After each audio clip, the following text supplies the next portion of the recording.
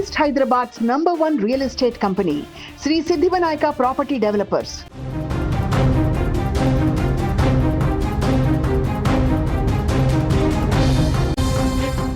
Visakha techie Radha Gayatri ముస్సోరిలో చనిపోయినటువంటి ఘటన ఇప్పుడు సంచలనంగా మారింది. దీంట్లో రోజుకొక కొత్త అంశం తెరపైకి వస్తుంది.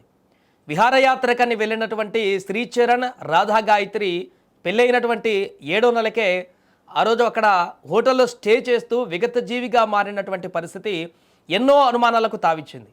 దానికి అనుగుణంగా తాజాగా ఇప్పుడు చనిపోయినటువంటి రాధా గాయత్రి తల్లి రాధా గాయత్రి తనతో చివరిసారిగా మాట్లాడినటువంటి కాల్కు సంబంధించిన వివరాలను వెల్లడించింది.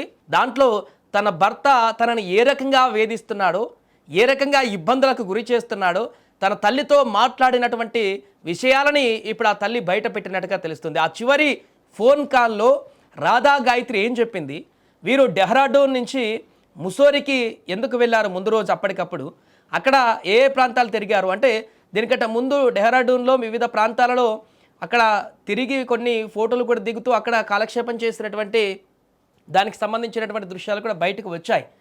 అలాంటిది రాత్రికి రాత్రే ముస్సోరిలో అక్కడ స్టే చేసినటువంటి హోటల్లో మరలా వాగ్వాదం జరిగిందా? ఇప్పటికే పరారీలో ఉన్నాడు శ్రీచరణ్.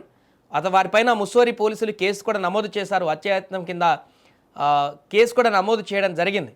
సో దీనికి సంబంధించి ఆల్రెడీ మొదటి నుంచి కూడా రాధా గాయత్రి తల్లి ఆరోపణలు చేస్తుంది. అల్లుడిపైనే అనుమానం ఉందని. తాజాగా నిన్న రాధా గాయత్రి తండ్రి కూడా మాకు న్యాయం చేయండి, ఖచ్చితంగా అతనే ఏదో చేసి ఉంటాడు, మద్యం తాగించి చంపేసి ఉంటాడు అంటూ కూడా వారు కూడా ఆరోపణలు కొనసాగిస్తున్న సందర్భంలో దీంట్లో తాజాగా ఒక అంశం కీలకమైనటువంటి పాయింట్ అయితే ఇప్పుడు కనిపిస్తుంది. తనతో చివరిసారిగా మాట్లాడుతూ రాధా గాయత్రి తన తల్లితో మాట్లాడుతూ తనను అనేక రకాలుగా వేధింపులకు గురి చేస్తున్నాడు, తన గురించి నెగిటివ్గా మాట్లాడుతున్నాడు, బయట తనను చాలా చీప్గా ట్రీట్ చేస్తున్నాడు, ఇక నాకు ఓపిక పోయింది, సహనం కోల్పోయాను ఇంకా అని రాధా గాయత్రి తన తల్లికి చెప్పుకొని బాధపడినటువంటి విషయాన్ని ఫోన్ కాల్లో ఆ విషయాన్ని ఇప్పుడు తాజాగా రాధా గాయత్రి తల్లి పోలీసులకు వివరించినట్టుగా తెలుస్తుంది. దీంతో ఈ కేసులో మరొక సరికొత్త అంశం బయటకు రావడం జరిగింది.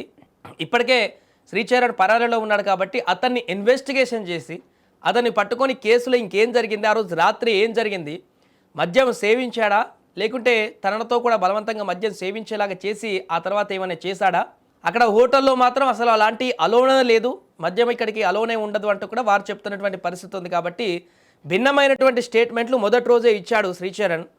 ఎలా చనిపోయిందో నాకు తెలియదు, మార్నింగ్ లేసేవరకు అలా పడిపోయింది, బ్లడ్ వచ్చి అని చెప్పేసి అని అన్నాడు.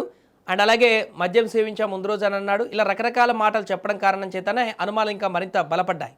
ప్రస్తుతం ఈ కేసుకు సంబంధించి ఇన్వెస్టిగేషన్ చాలా సీరియస్గా కొనసాగుతుంది.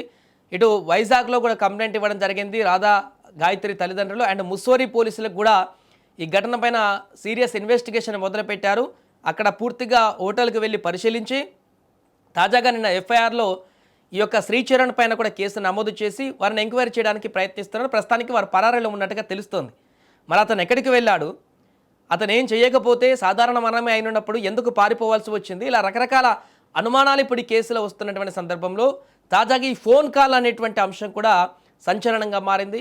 మరి ఫోన్ కాల్లో మాట్లాడినటువంటి విషయాలు రాధా గాయత్రి తల్లి ఇప్పుడు పోలీసులకి చెప్పింది కాబట్టి ఆ కోణంలో ఇప్పుడు దర్యాప్తు చేస్తే శ్రీచరణ్ అసలు ఏం జరిగింది రాత్రి ఉన్నది వారిద్దరే కాబట్టి ఖచ్చితంగా శ్రీచరణ్ని విచారించి అతన్ని దర్యాప్తు చేస్తేనే ఆ రోజు రాత్రి ఏం జరిగింది, అక్కడ ఏమైనా పెనుగులాటలు జరిగాయా, కొట్లాటలు జరిగాయా, ఎలా చనిపోయింది అనేటువంటి విషయాలు. అండ్ అలాగే కీలకమైనటువంటి అంశం Radha Gayatri post mortem report. ఆ రిపోర్ట్ వస్తే కూడా చాలా క్లియర్గా ఏం జరిగింది ఈ కేసులు అనేది కూడా బయటకు వచ్చేటువంటి అవకాశం ఉంది. సో ప్రస్తుతానికి ఈ కేసుకు సంబంధించి వైజాగ్లో, ఎందుకంటే మంచి సాఫ్ట్వేర్ ఉద్యోగం, ఉన్నతమైనటువంటి కుటుంబం, ఇద్దరు కూడా మంచి ప్యాకేజెస్తో జాబ్ చేసుకుంటూ మంచి లైఫ్ని లీడ్ చేస్తారనుకున్నటువంటి సందర్భంలో ఇలాంటి దారుణమైనటువంటి ఘటన, వారి బిడ్డని కోల్పోయినటువంటి ఘటన తల్లిదండ్రులకి ఇప్పుడు తీవ్ర విషాదాన్ని నింపింది. ఖచ్చితంగా ఈ కేసులో న్యాయం జరగాల్సిందే.